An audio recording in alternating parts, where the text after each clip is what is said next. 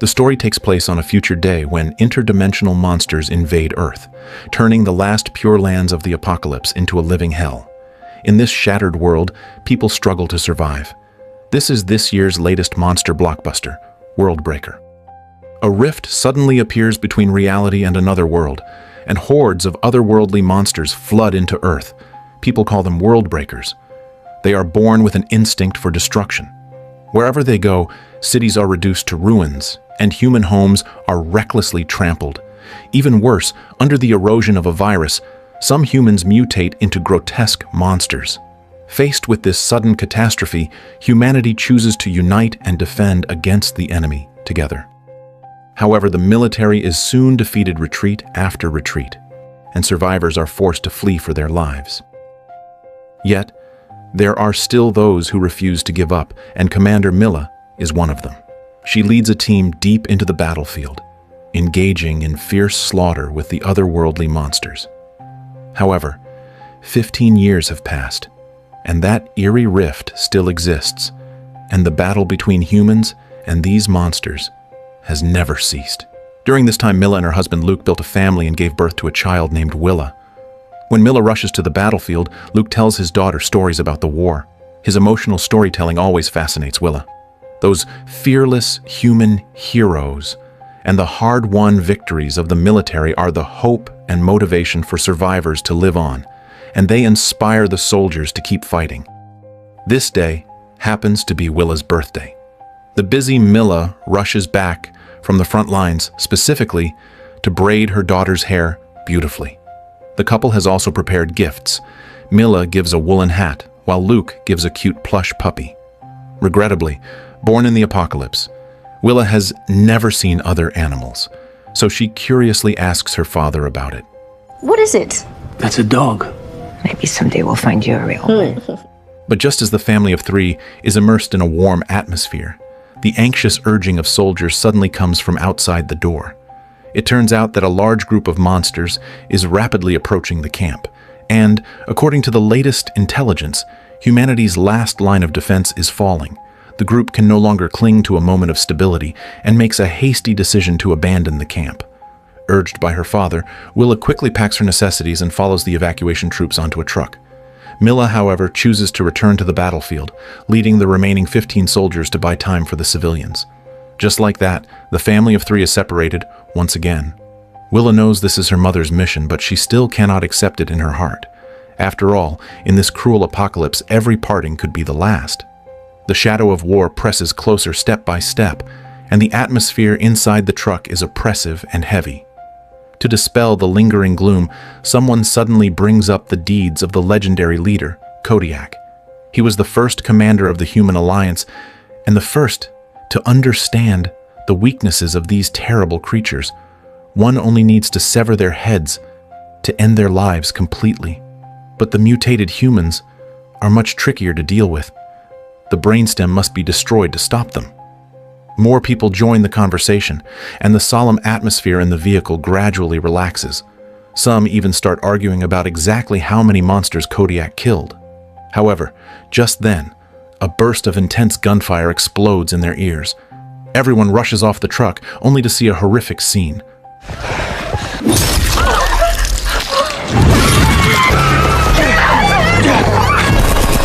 Amidst the chaos, Luke takes Willa and hides under the truck, but they never expected that a monster would discover them. Just as Willa is filled with despair and ready to face death, a pair of combat boots suddenly appears in front of her eyes, followed by the monster's head falling to the ground. It turns out Milla arrived in time with her team. Seeing her mother, Willa is immediately surrounded by a sense of security. She hurriedly scrambles out from beneath the truck, but the moment she stands up, she spots a monster with its tentacles still writhing. This is Willa's first time coming face to face with an otherworldly creature. However, before she can react, she is ushered by her parents away from the road and into the woods, because these are just the monster's vanguard troops. With the truck severely damaged, staying put would be sitting ducks. After running for an unknown amount of time, the group finally stops at a safe place. By the flickering light of distant fires, Luke is surprised to find unidentified blood on Milla's face. He looks at his wife nervously, but fortunately, after Milla's careful identification, it is just ordinary human blood. In the confusion, she doesn't notice that Luke's expression remains extremely tense. At this moment, a soldier reports that they are only 4 kilometers from the nearest camp. Hearing this, Milla asks her husband to take the others and evacuate first, while she stays behind with the remaining soldiers to cover the rear. Seeing her daughter's tear-streaked face, Milla softened her tone and gently reminded her. Listen to me. We're gonna make it through that. You can be afraid, but you can't let it stop you. Although her heart is reluctant to part, and her daughter's tears pierce her heart, Milla steels herself to say goodbye to Willa because, as a commander, she must be responsible for all survivors.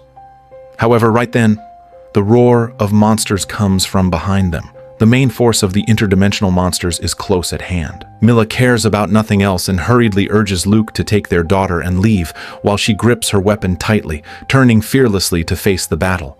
However, what Milla doesn't know is that Luke does not follow the main group to evacuate. Instead, he takes Willa toward the seaside. The continent has been gradually falling, and there are few habitats left for human survival. Luke knows deep down that Milla's chances are slim, so he decides to try his luck at the sea. It turns out that, before the apocalypse, he owned a fishing boat used for deep-sea fishing.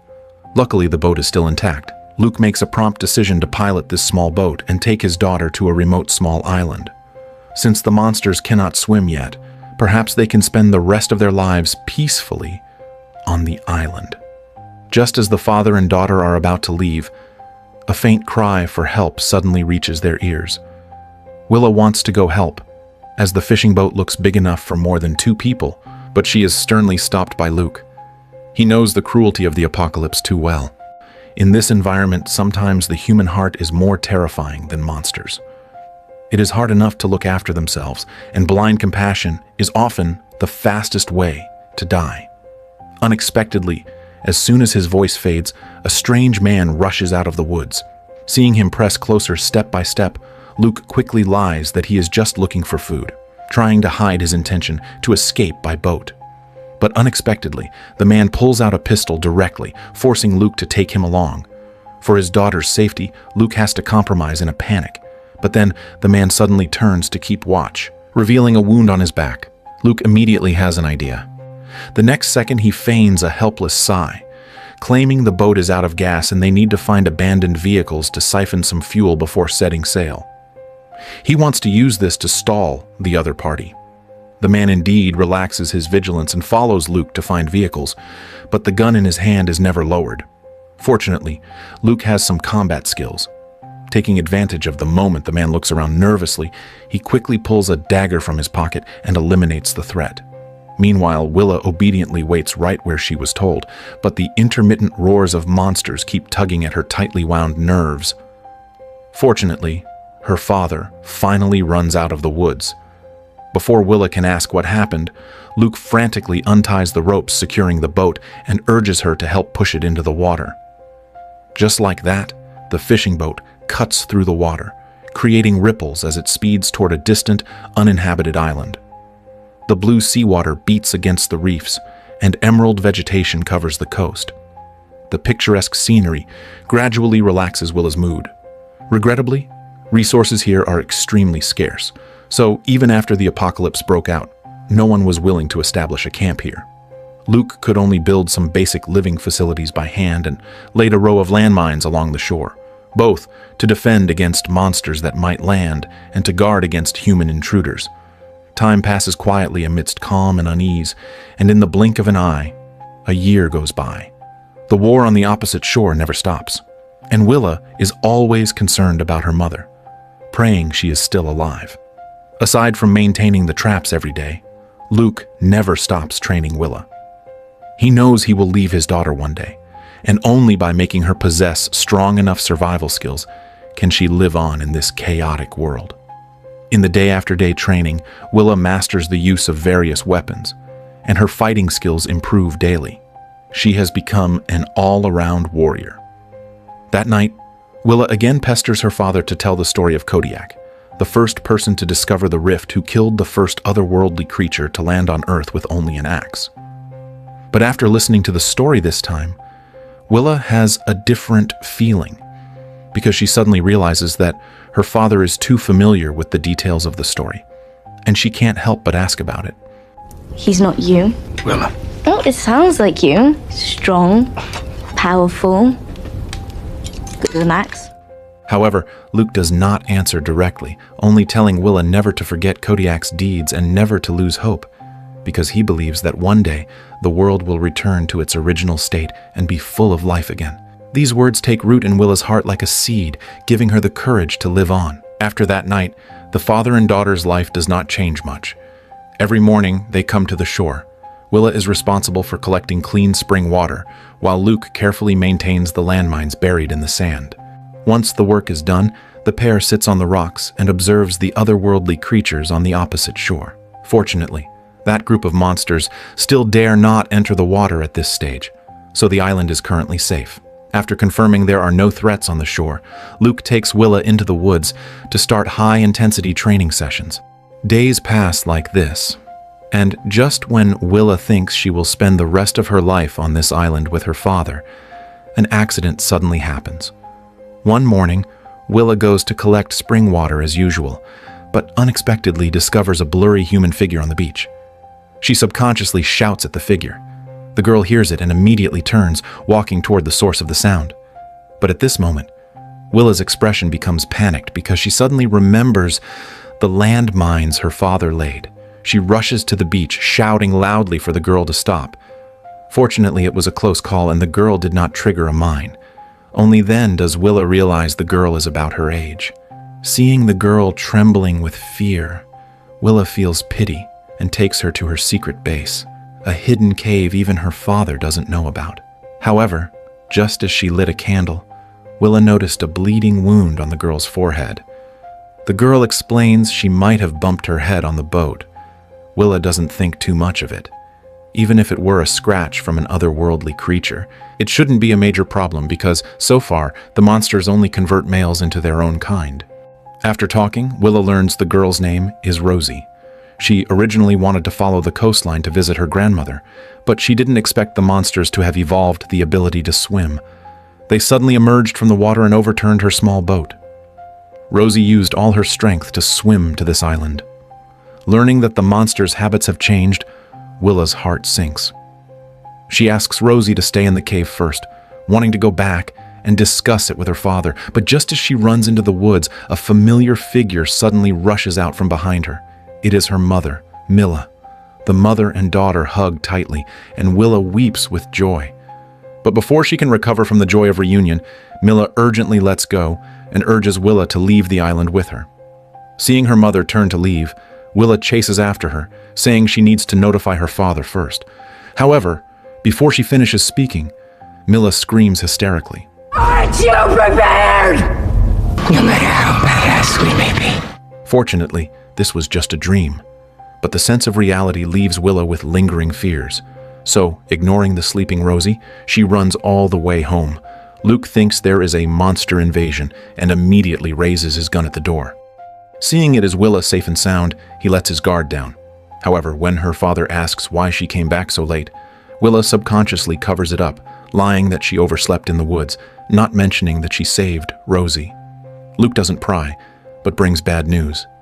There are only a few jars of canned food left at home, and the harvest in the vegetable garden is unsatisfactory, barely enough to maintain the father and daughter's survival. Late at night, while Luke is asleep, Willa quietly walks to the table, stuffs all the remaining cans into her backpack, wanting to bring them to Rosie in the cave.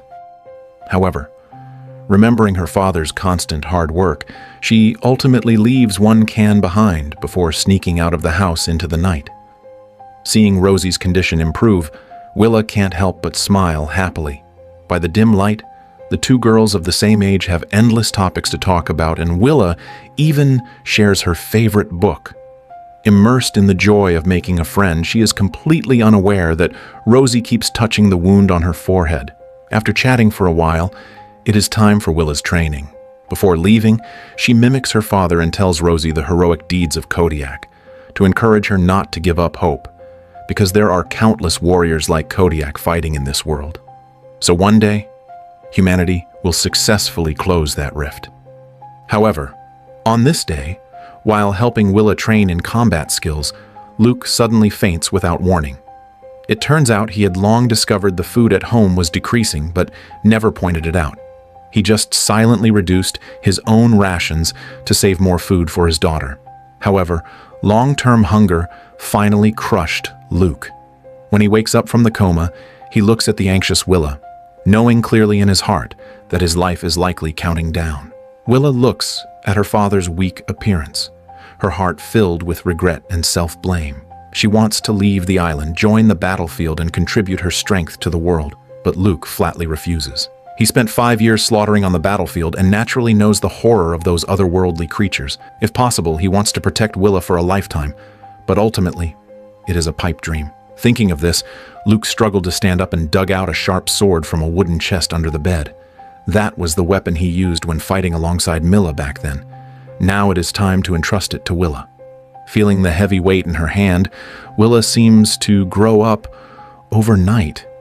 She understands this is both a legacy and a responsibility. Early the next morning, Willa excitedly rushes to the cave with the sword, wanting to show Rosie her new weapon. But the cave is empty, the ground is a mess, and the things she brought before are all torn to shreds. Willa picks up the puppy doll with heartache, and while thinking about how to remedy the situation, a faint sound suddenly comes from behind her. She turns around vigilantly and walks carefully toward the sound, only to see Rosie squatting on the other side of the cave with her head down, not responding no matter how Willa calls. Rosie?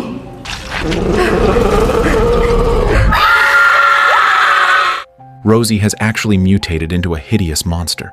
Fear instantly floods Willa's heart. She tries desperately to break free from Rosie's grip, but the other's strength is astonishingly great, and her struggles are futile. Luckily, Luke arrives in time at the critical moment. But bullets hitting the monster only temporarily slow it down and cause no substantial damage. Seeing the monster charging at him, Luke draws his sword without a word and pierces the monster's head, resolving the immediate crisis. But just as he prepares to take his daughter and run, Willa suddenly cries in pain, believing she harmed Rosie.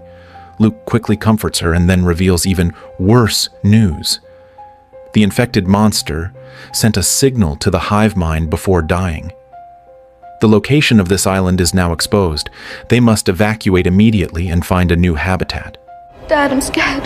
You let what scares you move you fall. Meanwhile, movement comes from the distant sea surface. Monsters receiving the signal are swarming toward the island in groups. The father and daughter dare not delay and turn to run to the other side of the island where their fishing boat is docked. However, halfway there, Luke, with his bad leg, can no longer support himself, and Willa has to help him sit down to rest. Fortunately, they are not far from the coast, only another 5 minutes to the destination.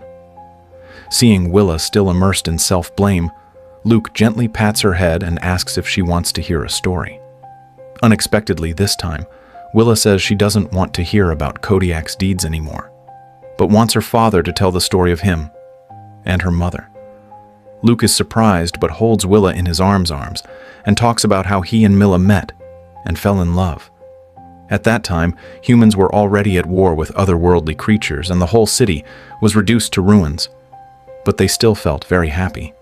Although the world was shrouded in darkness, in Luke's eyes, Milla's smile was comparable to sunshine and worthy of any beautiful word. Their love was indestructible.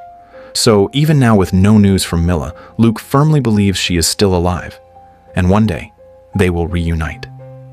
Willa listens quietly to her father's story, unknowingly relaxing her vigilance. But soon, the roars of monsters break the silence. The father and daughter quickly stand up and sprint toward the coast. But they didn't expect a difficult chasm to be on their only path. Although a tree trunk spans across it, the narrow log is difficult even for one person to cross, let alone Luke with his bad leg. Hearing the approaching roars, Luke urges Willa to go first. Fortunately, her sense of balance was excellent, and she effortlessly made her way to the other side.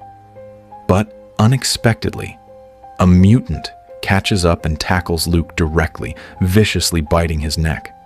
Seeing this, Willa rushes back to the other side and draws the sword to chop off the mutant's head. But she never expected that even with the head severed, the residual nerves could still manipulate the body to move.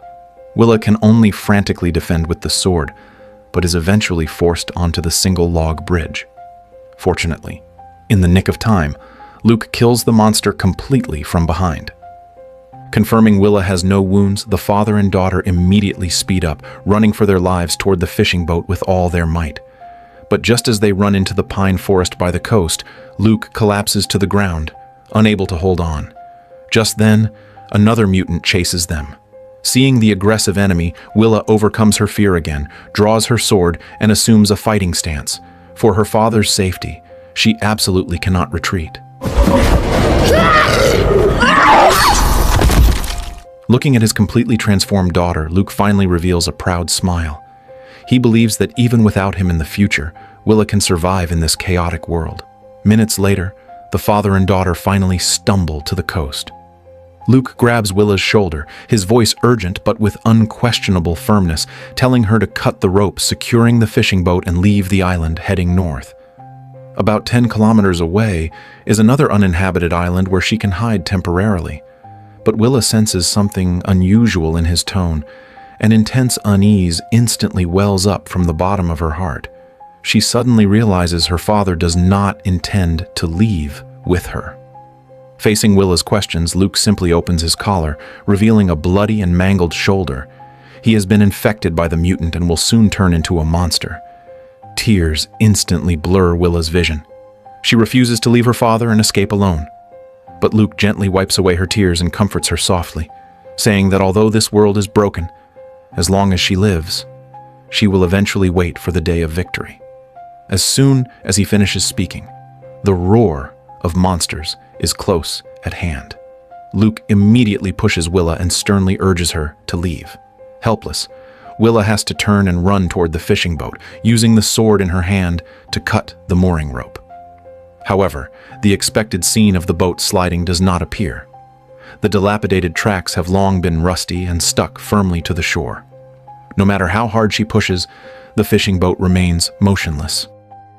At this time, Luke's body has already begun to mutate. He shakes violently, obviously unable to hold on, and uses his last bit of strength to look deeply at Willa, wanting to remember her face forever. Willa also realizes she has no hope of escape, so she decisively draws her sword, ready to fight to the death with the monsters. Unexpectedly, the roar of engines suddenly came from the sea surface. It was her mother, Milla, rushing over with the army. Willa instantly rekindles her hope. She exchanges a look with her father, then mimics her mother, scratching a mark on the ground with her sword, symbolizing her determination to fight to the end.